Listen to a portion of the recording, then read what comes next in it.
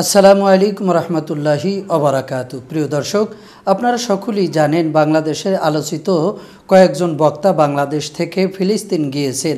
তাদের ফিলিস্তিন যাওয়ার মূল উদ্দেশ্য কী ছিল এবং হাসানুর রহমান হোসাইনি তার বক্তব্য থেকে জানা গেছে তারা ইসরায়েলের বর্ডার ক্রস করে ফিলিস্তিন গিয়েছেন। কিন্তু এই যে বর্তমানে ইসরায়েলের বর্ডার ক্রস করে কিন্তু ফিলিস্তিন যেতে হয়, সেটা আমরা অনেকেই জানি না। কিন্তু আজকে আমরা হাসানুর রহমান হোসাইনির বক্তব্যতে জানব তারা কেন গেলেন এবং সেখানে গিয়ে তারা কি কি খেদমত করেছেন, ফিলিস্তিনের মানুষের পাশে তারা কিভাবে সাহায্য করেছেন, সহযোগিতা করেছেন। বিস্তারিতভাবে আমরা তাদের কাছ থেকে জানব। কেন জানব? ফিলিস্তিন যাওয়ার পরে তাদের সমস্ত সিম এবং অন্যান্য যোগাযোগ মাধ্যম বন্ধ ছিল। শুধুমাত্র আমরা দেখেছি বাইতুল মুকাদ্দাসকে সামনে নিয়ে তারা একটি ছবি ফেসবুকে আপলোড করেছিল। এই জন্য করেছিল, সারা বাংলাদেশের মানুষ দেখেছে বাইতুল মুকাদ্দাস মসজিদ ভেঙ্গে চুরে তছনছ করে দিয়েছেন। কিন্তু এই ছবিটা দেখে আমরা সবাই মর্মাহত এবং অনেকেই বিভিন্ন রকমের বিভিন্ন প্রশ্ন মনে জেগেছে। আল্লাহর অস্তিত্ব মানুষ কিভাবে ধ্বংস করতে পারে? ইতিপূর্বে তো খানায় কাবা ধ্বংস করার জন্য জালিমেরা এসেছিল। আল্লাহ পাক আবাবিল পাখি দিয়ে সমস্ত জালিমদেরকে ধ্বংস করে দিয়েছেন। কিন্তু এই যে বাইতুল মুকাদ্দাস, সেটাও তো আল্লাহ তাআলার ঘর, নবীদের দ্বারা তৈরি, অসংখ্য নবীরা সেখানে নামাজ আদায় করেছে। সেই মসজিদ বাতিলরা, ইসরায়েলি সৈন্যরা কিভাবে ভেঙ্গে তছনছ করবে, আল্লাহর অস্তিত্বকে ডুবিয়ে দেবে? আল্লাহ কি তখন ছিল, এখন কি আল্লাহ নাই? সেই প্রশ্ন কিন্তু জাগে। সেই দিকে খেয়াল রেখে আলাউদ্দিন জিহাদি, হাসানুর রহমান হোসাইনি আরও অন্যরা সবাই বাইতুল মুকাদ্দাসকে অক্ষত দেখে খুশি মনে বাংলার সুন্নি জনতাকে জানাই দিলেন যে আল্লাহর অস্তিত্ব এখনও শেষ হয়নি। আল্লাহ তাআলার নবীরা যেই ঘরে নামাজ আদায় করেছেন সেই ঘর এখনও অক্ষত আছে।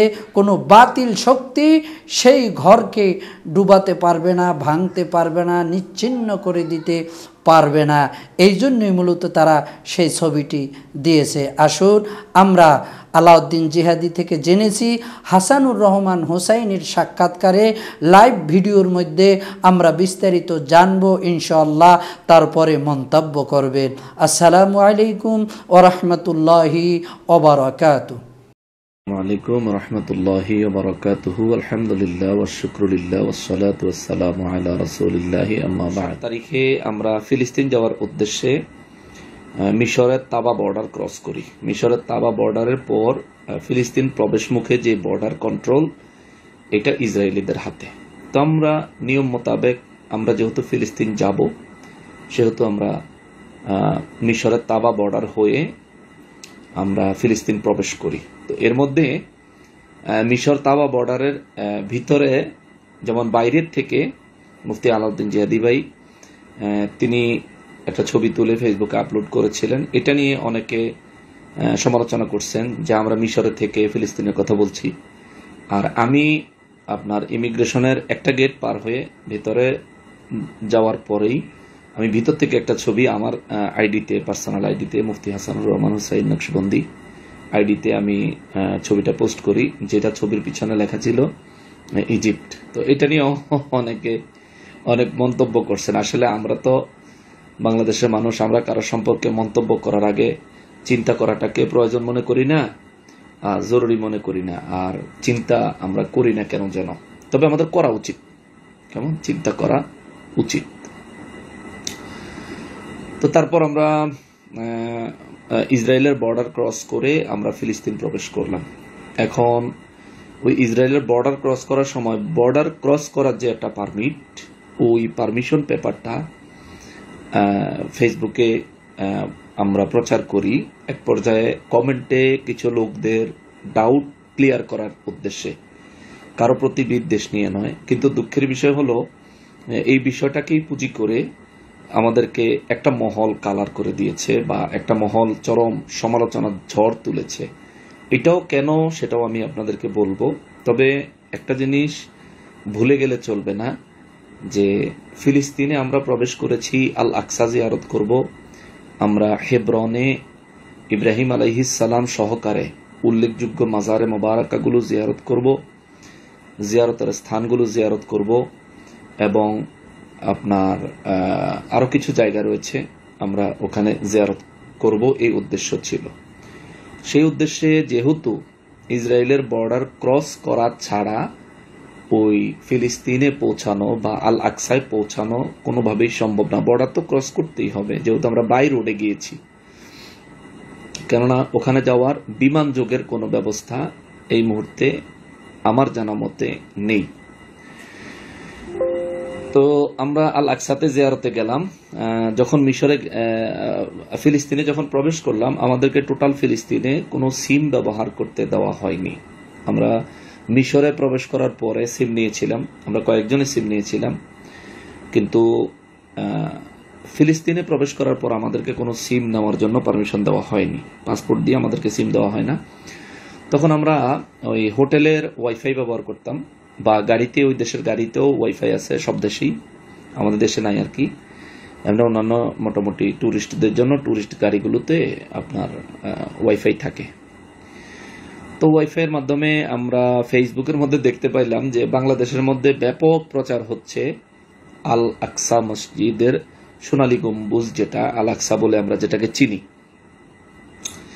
তার সোনালী গম্বুজটা একেবারে মিসাইলের আঘাতে একেবারে ভেঙে চুরমার হয়ে গেছে, এরকম একটা প্রচারণা বাংলাদেশে চলছে। এবং নাম বলবো না, যে আরো কিছু বড় বড় পেজের থেকে বা পরিচিত আইডির থেকেও দেখেছি যে অনেক ডোনেশনের জন্য পোস্ট দেওয়া হয়েছে। তো ডোনেশনের পোস্ট রুখে দেওয়া মূলত আমাদের উদ্দেশ্য এমন কিছু ছিল না, এটাও বলা যায় না, আবার এই বিষয়টাতে আমরা একেবারে খুশি ছিলাম তাও না। আমরা আল আকসাতে যখন নামাজ আদায় করতে গেলাম, নামাজ আদায় করতে গিয়ে দেখলাম যে আল আকসা আলহামদুলিল্লাহ নিরাপদ আছে, অর্থাৎ ওখানে কোনো হামলা নাই, ওখানে মানুষজন নামাজ পড়তে যাচ্ছেন, কারো কোনো বাধা নাই। আমরাও নামাজ পড়তে গেলাম, আমরা ওখানে ভিডিও করলাম, আমরা ছবি তুললাম, আমাদেরকেও কোনো প্রকার বাধা বিপত্তি দেওয়া হলো না। যে যার মতো আসতেছে, নামাজের সময় নামাজ পড়তেছে, সারাদিন ধরে সফরে জিয়ারত হচ্ছে, সারাদিন ধরে বিভিন্ন জায়গা থেকে বিভিন্ন মানুষ আসতেছে। আমরা আমাদের গাইড সহ প্রবেশ করলাম, আমরা গাইড ছাড়াও প্রবেশ করতে পারছি। আমরা ফজর নামাজের সময় প্রথম দিন যখন গিয়েছি তখন আমরা গাইড ছাড়াই প্রবেশ করছি আলহামদুলিল্লাহ। তো এর মধ্যে আমরা যখন দেখলাম যে আল আকসা অক্ষত আছে, তখন আমরা আল আকসার ছবি তুলে ফেসবুকে পোস্ট করলাম, এটাই যে আল আকসা নিরাপদ আছে, এইটা লিখেছি। কেননা তখন ইস্যুটাই চলতেছিল আল আকসা ধ্বংস হয়ে গেছে, এরকম কিছু ভিডিও প্রচার হয়েছে ফেসবুকে, আপনারা সবাই দেখছেন। আসলে এগুলো আপনাদেরকে বলার কিছু নাই, তবে আমরা আমাদের জায়গাটা ক্লিয়ার করি। তো এতে করে আমরা একটা পোস্ট দিয়েছিলাম যে আল আকসার আশেপাশে কোনো হামলার চিহ্ন নাই বা হামলা হয়নি। তো এইটা নিয়ে অনেকে আমাদেরকে ভাবছেন যে আমরা হয়তো ফিলিস্তিন বিরোধী। হ্যাঁ, আসলে ফিলিস্তিন বিরোধী আমরা কেন হব? এতে আমাদের ফায়দা হবে কি? আমরা তো তখন দেশে নাই, প্রথমত আমরা দেশের বাইরে, দ্বিতীয়ত আমরা যদি ফিলিস্তিন বিরোধী হই তাহলে আমাদের ফায়দাটা হবে কি, লাভ হবে কি? আর যদি আমরা ইসরায়েলের পক্ষ নেই তবে আমাদের লাভ হবে কি? এইটা একটু চিন্তা করেন। একজনের সম্পর্কে মন্তব্য করা তো সহজ, কিন্তু আসলে এর কেউ মানুষ যদি কোনো লাভ না পায় তবে তো কারো সমর্থন করে না, তাই না? আমাদের তো একটা বেনিফিট থাকতে হবে। তো বেনিফিটটা কি? আমাদের এমন কোনো বেনিফিট ছিল না। আর আমরা ওখানে আমাদের মতো লোক আমরা ইসরায়েলকে সমর্থন দিব বা ইসরায়েলের পক্ষে কথা বলবো, এতে করে ইসরায়েলের অনেক বেশি লাভ হয়ে যাবে, এই ধরনের ধারণাও তো এটা একেবারেই মানে অবাস্তব না, এই ধরনের ধারণা যারা করছেন। তবে আলহামদুলিল্লাহ আমাদের প্রত্যেকটা পোস্টে বা প্রত্যেকটা ভিডিওতে আমাদের আহলে সুন্নাত ওয়াল জামাতের পক্ষ থেকে সুন্নি মন মানসিকতা সম্পন্ন যত মানুষ আছেন, এমনকি সাধারণ আওয়াম মানুষ যারা আছেন, যারা সুন্নি ওয়াহাবি বুঝেন না, এরকম বহু মানুষও আছেন, এবং যারা আমাদের আকীদার বিপরীত আকীদারও বহু মানুষ আলহামদুলিল্লাহ আমাদেরকে পজিটিভ এবং খুব সুন্দর সুন্দর উৎসাহমূলক কমেন্ট করেছেন। তাদেরকে আন্তরিকতার সাথে ধন্যবাদ জানাই। তবে যারা ভাবছেন যে আমরা আল আকসা অক্ষত আছে বলে ফিলিস্তিনি বা গাজায় যে হামলা হচ্ছে আমরা তার বিরোধিতা করেছি, এটা একেবারেই অবাস্তব। আপনার এই ধারণাটা চরম ভুল। তবে এই ধারণাটা যদি আপনার মধ্যে কেউ ঢুকিয়ে দিয়ে থাকে, আমি জানি সে কি কারণে ঢুকিয়ে দিয়েছে।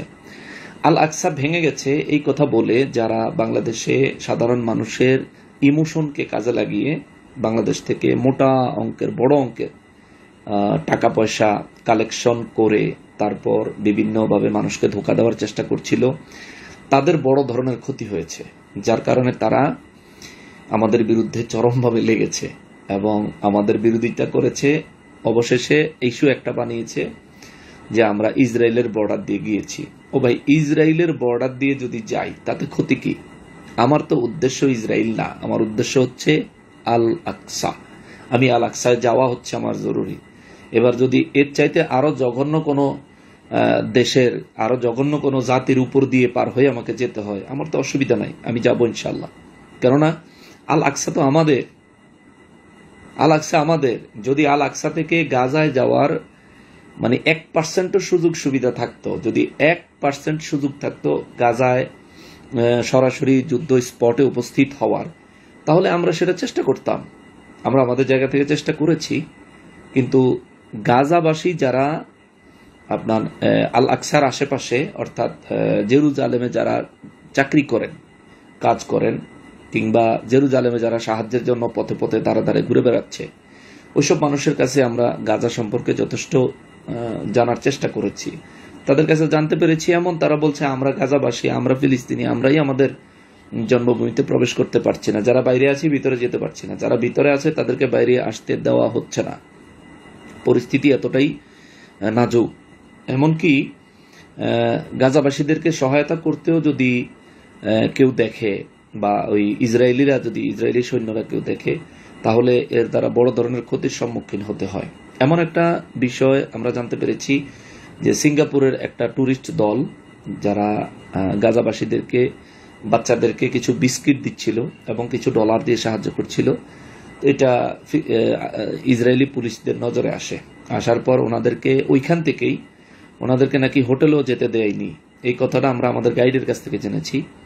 হোটেলেও যেতে দেয়নি, ওনাদেরকে একেবারে ধরে আটক করে সরাসরি এয়ারপোর্ট নিয়ে সরাসরি বর্ডার পাস করায়া তারপর তাদেরকে দেশ থেকে বের করে দিছে। এরকম আমাদের গাইডের কাছ থেকে আমরা জানতে পারলাম। এতটাই কঠিন ছিল। আর ওইখানে থাকা অবস্থায় আমরা আপনাদেরকে ক্লিয়ারেন্স দেওয়ার জন্য আমরা আমাদের জায়গা থেকে চেষ্টা করেছি। এরপরে পরবর্তীতে অবশেষে আমরা সময় টেলিভিশনকে আন্তরিকতার সাথে ধন্যবাদ জানাইতে চাই। সময় টেলিভিশনকে আমরা কৃতজ্ঞতা প্রকাশ করতে চাই। আমি আমার জায়গা থেকে গোটা মুসলিম উম্মার পক্ষ থেকে। বাংলাদেশটা ইমোশন নিয়ে খেলার একটা স্পট হয়ে গেছে, বাংলাদেশের মানুষের ইমোশন নিয়ে খেলার একটা স্পট হয়ে গেছে। আমি আপনাদেরকে এই বিষয়টা পুরোপুরি এক্সপ্লেইন করতেছি। আমাদের দেশে যারা ইসরায়েলের বর্ডার ক্রস করে আল আকসায় গিয়েছি, এই বিষয়টা নিয়ে যাদের মাথা ব্যথা, আমি তাদের উদ্দেশ্যে কয়েকটা কথা বলি। তারা তো সাধারণ মানুষের কাছ থেকে গাজাবাসীর জন্য সহায়তা কালেকশন করেছেন। সহায়তা কালেকশন করার বিষয়টা আপনাদেরকে ধন্যবাদ দিচ্ছি, আপনাদেরকে হৃদয় থেকে ধন্যবাদ দিচ্ছি যে হ্যাঁ, আপনারা কোনো এক মুসলমান, কোনো জায়গায় আমাদের অনেক মুসলমান ভাইয়েরা বিপদে আছে, তাদের সহায়তার জন্য আপনি কালেকশন করছেন। আপনাকে এর জন্য ধন্যবাদ জানাই, একেবারে চরমভাবে ধন্যবাদ জানাই। কিন্তু ইসরায়েলের বর্ডার ক্রস করে আমরা ফিলিস্তিন গিয়েছি, তার জন্য আপনার যে মাথা ব্যথা হয়েছিল বা আপনি যেভাবে আমাদেরকে উপস্থাপন করছেন, আমাদের বিরুদ্ধে যেভাবে লেখালেখি করছেন কিংবা ভিডিও বানাচ্ছেন, তা আপনি আপনার এই অনুদান নিয়ে আপনি গাজা কিভাবে যাবেন?